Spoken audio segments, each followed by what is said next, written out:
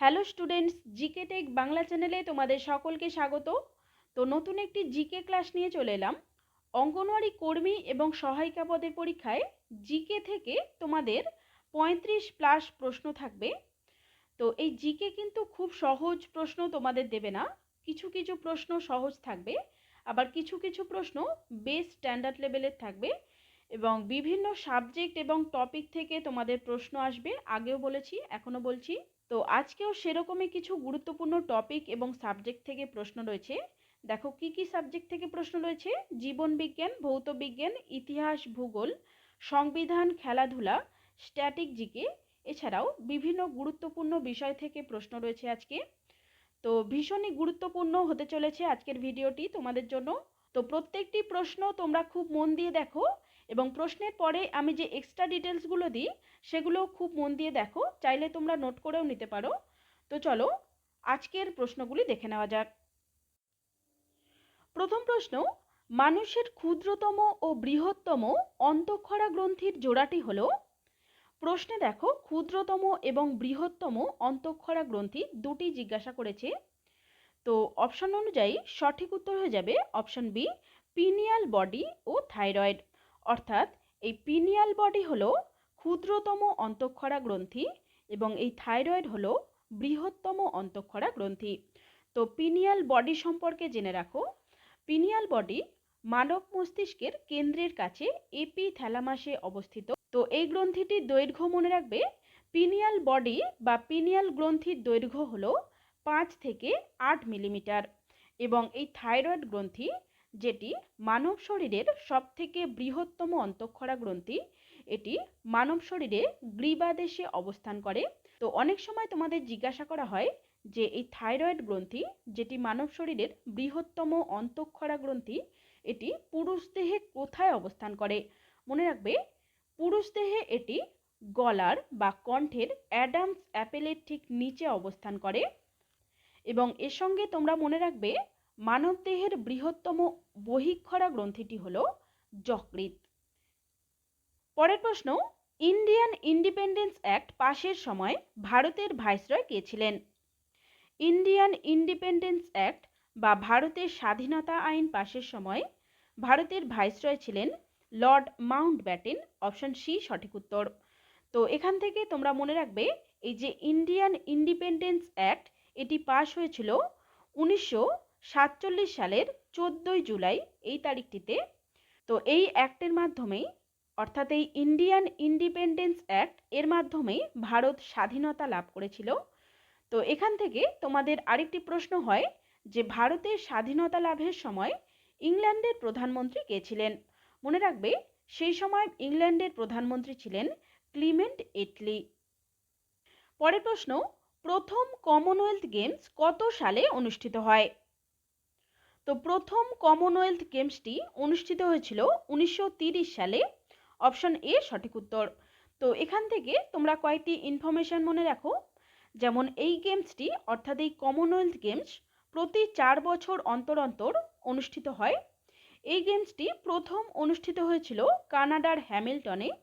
শুরুর দিকে, অর্থাৎ এই গেমসটি যখন শুরু হয় তখন ব্রিটিশ কমনওয়েলথ গেমস নামে পরিচিত ছিল এই খেলাটি এবং 1978 সালে এর নাম পরিবর্তন করে কমনওয়েলথ গেমস রাখা হয়।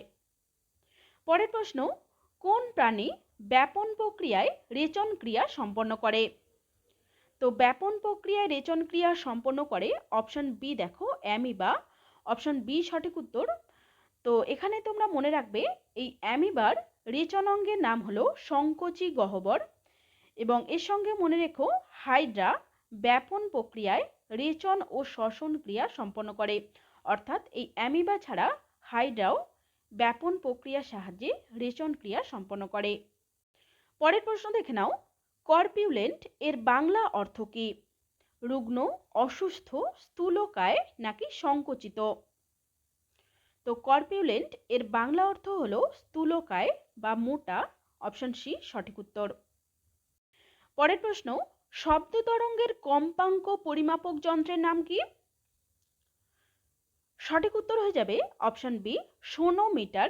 এই যন্ত্রের সাহায্যে শব্দ তরঙ্গের কম্পাঙ্ক পরিমাপ করা হয়।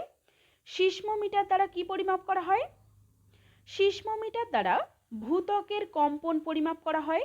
ব্যারোমিটার দ্বারা তোমরা সবাই জানো যে বাতাসের চাপ পরিমাপ করা হয়, এবং ওডোমিটার দ্বারা গাড়ি দ্বারা অতিক্রান্ত দূরত্ব পরিমাপ করা হয়। পরের প্রশ্ন, সিস্টোলিথ দেখতে পাওয়া যায় নিম্নলিখিত কোনটিতে? তো এই সিস্টোলিথ কি প্রথমে আমরা জেনে নেব। কিছু কিছু গাছের পাতা এবং ফুলে ছোট ছোট ডটের মতো দেখতে পাওয়া যায়, এগুলোকেই সিস্টোলিথ বলা হয়। এখানে দেখো বট গাছে সিস্টোলিথ দেখা যায়, বট গাছের পাতাতে। অপশন এ সঠিক উত্তর। পরের প্রশ্ন, পশ্চিমবঙ্গের কোন জেলায় সবচেয়ে বেশি মালভূমি আছে?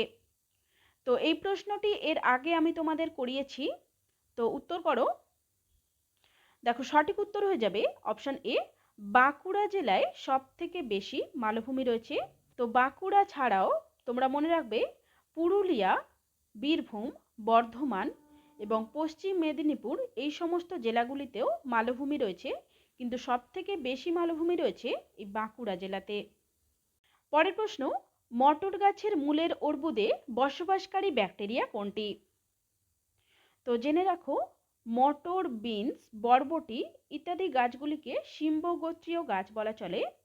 তো এই গাছের মূলের অর্বুদে থাকে রাইজোবিয়াম নামক ব্যাকটেরিয়াটি। তো অপশন এ সঠিক উত্তর। রাইজোবিয়াম নামক ব্যাকটেরিয়াটি মটর গাছের মূলের যে গুটি থাকে বা নোডিউলগুলো থাকে, সেই নোডিউলগুলোতেই অবস্থান করে। তো বাকি অপশনগুলি দেখো, প্লাজমোডিয়াম এটি হলো একটি প্রোটোজোয়া। এই প্লাজমোডিয়াম ম্যালেরিয়া রোগের কারণ। ইকোলাই কি? ইকোলাই হলো একটি ব্যাকটেরিয়া যেটি মানুষের অন্ত্রে অবস্থান করে, এবং এই পেনিসিলিন হলো একটি অ্যান্টিবায়োটিক। পরের প্রশ্ন, চেস্ট এর বাংলা অর্থ কি? নিস্তব্ধ, বিশুদ্ধ, ভীত নাকি উত্তপ্ত? চেস্টের বাংলা অর্থ হলো বিশুদ্ধ বা পবিত্র। অপশন বি সঠিক উত্তর। পরের প্রশ্ন, সুপারি কাটার জাতি কোন শ্রেণীর লিভার? সঠিক উত্তর অপশন বি, দ্বিতীয় শ্রেণীর লিভার। তো এই দ্বিতীয় শ্রেণীর গুরুত্বপূর্ণ লিভারগুলির নাম তোমরা মনে রাখবে, যেগুলি তোমাদের পরীক্ষায় আসে সাধারণত। দেখো, মানুষের বাহু, ঠেলা গাড়ি, বোতলের ওপেনার এগুলি হলো দ্বিতীয় শ্রেণীর লিভার। পরের প্রশ্ন, দিল্লির কোন সুলতান বাজার দর নিয়ন্ত্রণ নীতি ব্যবস্থা চালু করেন?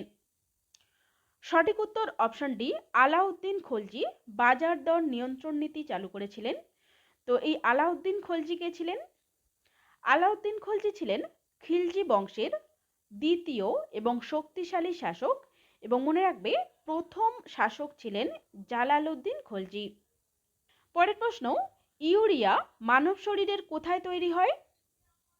সঠিক উত্তর অপশন এ, লিভার বা যকৃতে তৈরি হয় এই ইউরিয়া। তো যকৃতে তৈরি হয় এবং নিঃসৃত হয় মনে রাখবে কিডনি দ্বারা। এছাড়াও মনে রাখো মানব শরীরের অধিকাংশ ইউরিয়া প্রস্রাবের মধ্যে পাওয়া যায়, এবং মানব শরীরে নাইট্রোজেনের প্রায় 80% ইউরিয়া আকারে নিঃসৃত হয়। পরের প্রশ্ন, সূর্যের আলো কোন ভিটামিন সংশ্লেষে সাহায্য করে? সঠিক উত্তর অপশন সি, ভিটামিন ডি সংশ্লেষে সাহায্য করে। তো এই ভিটামিন ডি এর রাসায়নিক নাম মনে রাখবে ক্যালসিফেরল। সূর্যালোকের উপস্থিতিতে রাসায়নিক বিক্রিয়ায় ত্বকে এপিডার্মিসের নিচে, অর্থাৎ মানব শরীরে যে ত্বক থাকে, ত্বকের যে স্তর এপিডার্মিস, তার নিচের স্তরে এই ভিটামিন ডি সংশ্লেষিত হয় বা তৈরি হয়। পরের প্রশ্ন, হলদিঘাটের যুদ্ধ কাদের মধ্যে হয়েছিল? সঠিক উত্তর অপশন এ, আকবরের সাথে মেবারের রানা প্রতাপ সিংহের হলদিঘাটের যুদ্ধ হয়। তো সালটি তোমরা মনে রাখবে 1576 সালে এই যুদ্ধটি হয়। 1576 সালের 18 জুন তারিখটিও মনে রেখো। পরের প্রশ্ন, নিম্নলিখিত কোনটি সৌরজগতের দ্রুততম আবর্তনকারী গ্রহ? তো সৌরজগতে দ্রুত আবর্তন করে বৃহস্পতি গ্রহটি। অপশন ডি সঠিক উত্তর। এই বৃহস্পতি গ্রহটি সৌরজগতের সবথেকে বৃহত্তম এবং দ্রুত আবর্তনকারী গ্রহ। পরের প্রশ্ন, রাষ্ট্রপতি রাজ্যসভার মোট কতজন সদস্যকে মনোনীত করতে পারেন? রাজ্যসভা, যেটি ভারতীয় সংসদের উচ্চকক্ষ বলা হয়। তো এখানে রাষ্ট্রপতি মনোনীত করতে পারেন 12 জন সদস্যকে, অপশন ডি সঠিক উত্তর। তো এই রাজ্যসভায় সর্বোচ্চ সদস্য সংখ্যা কত? মনে রাখবে, সর্বোচ্চ সদস্য সংখ্যা হলো 250 জন। আর বাকি যে 238 জন সদস্য, এবং বাকি 238 জন যে সদস্য রয়েছে তারা রাজ্য এবং কেন্দ্রশাসিত অঞ্চলের প্রতিনিধি। পরের প্রশ্ন, এলবিডব্লিউ শব্দটি কোন খেলায় প্রচলিত? ক্রিকেট, ভলিবল, বাস্কেটবল নাকি ফুটবল? তো সঠিক উত্তর অপশন এ, ক্রিকেট খেলায়। পরের প্রশ্ন, সিন্ধু সভ্যতার অংশ মহেঞ্জোদারো বর্তমান কোন রাষ্ট্রের অন্তর্গত? তো বর্তমানে এটি পাকিস্তানের অন্তর্ভুক্ত। পাকিস্তানের সিন্ধু প্রদেশের লারাকানা জেলায়, মনে রাখবে লারাকানা জেলায় এটি অবস্থিত। তো অপশন সি সঠিক উত্তর। পরের প্রশ্ন, প্রথম কোন ভারতীয় মাউন্ট এভারেস্ট জয় করেন? তো সঠিক উত্তর হয়ে যাবে অপশন সি, তেনজিং নোরগে। ইনি ভারতীয় বা প্রথম ভারতীয় হিসাবে মাউন্ট এভারেস্ট জয় করেছিলেন। তো এখান থেকে যদি প্রশ্ন করা হয় যে প্রথম কোন ভারতীয় মহিলা মাউন্ট এভারেস্ট জয় করেছিলেন, তখন উত্তর হয়ে যাবে বাচেন্দ্রী পাল। বাচেন্দ্রী পাল প্রথম ভারতীয় মহিলা হিসাবে মাউন্ট এভারেস্ট জয় করেন। পরের প্রশ্ন, গ্রাম পঞ্চায়েতের সদস্য হওয়ার জন্য পদপ্রার্থীর ন্যূনতম বয়স কত হতে হবে? তো ন্যূনতম বয়স হতে হবে 21 বছর, অপশন বি সঠিক উত্তর। তো এখান থেকে কয়েকটি ইনফরমেশন তোমরা মনে রাখবে, যেমন ভারতের পঞ্চায়েত ব্যবস্থার 3টি স্তর রয়েছে। সর্বোচ্চ স্তরে রয়েছে জেলা পরিষদ, মধ্যবর্তী স্তরে রয়েছে পঞ্চায়েত সমিতি এবং সর্বনিম্ন স্তরে রয়েছে গ্রাম পঞ্চায়েত। পরের প্রশ্ন, ভারতের উচ্চতম জলপ্রপাত কোনটি? তো ভারতের উচ্চতম জলপ্রপাত হলো কুঞ্চিকল জলপ্রপাত, অপশন ডি সঠিক উত্তর। কুঞ্চিকল জলপ্রপাতটি কর্ণাটকের শিমোগা জেলায় অবস্থিত। এটি হলো ভারতের সর্বোচ্চ জলপ্রপাত এবং এশিয়ার দ্বিতীয় বৃহত্তম জলপ্রপাত। এবং মনে রাখবে, এই জলপ্রপাতটির উচ্চতা হলো 455 মিটার। পরের প্রশ্ন, শিবনাথ, তেলেন, ইব কোন নদীর উপনদী? মহানন্দা, মহানদী, তাপ্তি নাকি ব্রহ্মপুত্র? কোন নদীর উপনদী এগুলি? মনে রাখবে, মহানদীর উপনদী এইগুলি, অপশন বি সঠিক উত্তর। পরের প্রশ্ন, সুমো কোন দেশের প্রচলিত কুস্তি? তো সুমো হলো জাপানের প্রচলিত কুস্তি, অপশন সি সঠিক উত্তর। পরের প্রশ্ন এবং আজকের শেষ প্রশ্ন দেখে নাও, বাংলার পূর্ব নাম কি ছিল? কলিঙ্গ, মগধ, পুরুষপুর নাকি গৌড়বঙ্গ? তো বাংলার পূর্ব নাম ছিল গৌড়বঙ্গ, অপশন ডি সঠিক উত্তর। তো আজকের 25টি প্রশ্ন শেষ হলো। আশা করি প্রত্যেকটি প্রশ্ন তোমরা খুব মন দিয়ে দেখেছো। তো ভিডিওটি তোমাদের কাছে যদি হেল্পফুল বলে মনে হয় তাহলে একটি লাইক করে দিও এবং বন্ধুদের মাঝে শেয়ার করে দিও। আগামী দিনে আরও একটি নতুন ক্লাস নিয়ে চলে আসছি। তো চলো, দেখা হচ্ছে নেক্সট ভিডিওতে।